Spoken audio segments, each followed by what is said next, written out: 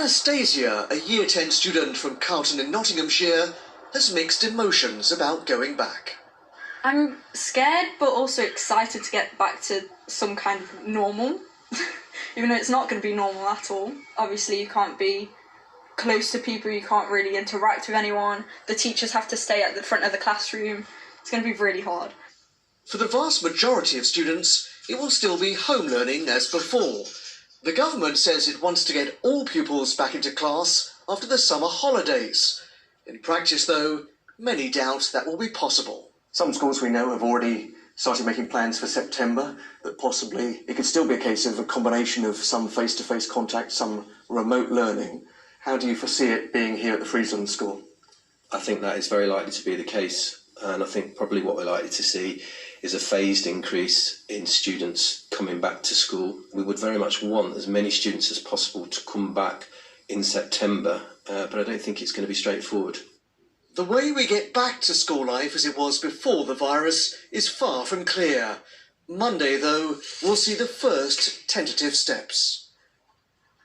Well, we can talk to Peter Bean now. So, Peter, from Monday, primary and now secondary schools will be back in some form or other, but how easily will it be for them to operate in something approaching normality? Well, as they so often say, Matt, easier said than done. Take, for example, this idea of these bubbles, these small groups that children will stay in all day.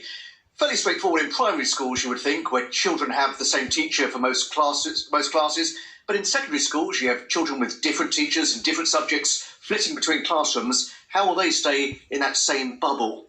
And of course, then there's always the worry about a virus outbreak, which can blow off course, the best laid plans. Just take, for example, we've had a school today in Leicester, the Krishna Avanti Primary School, where they've decided to close indefinitely after a member of staff tested positive for COVID-19. So disruption from the off, Matt, and looking further ahead, I fear disruption for some months to come. I mean, as you saw in my report, there was some genuine doubt about whether schools will be able to fully reopen in September. What if they can't fully reopen in January?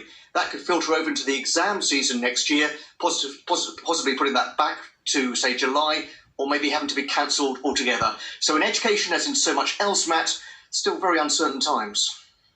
OK, Peter, thank you very much for the time being. Well, meanwhile, a school in Lincolnshire says it's still reopening for Year 10 and 12 students on Monday, despite a fire there this afternoon. Nobody was injured in the fire at Stanford School, which started in the principal's house. Well, not just more schools opening, but more businesses reopening from Monday as well, including non-essential shops. But exactly which ones are there? Sarah Kilburn-Wilson has the details for us. Our high streets are going to start to feel a little more familiar now that non-essential stores can begin to open. You can expect clothes shops to re-welcome customers. Electrical and furniture stores will reopen their doors too. But not all of the major retailers will be able to open all their shops on day one. Always check ahead to see if you're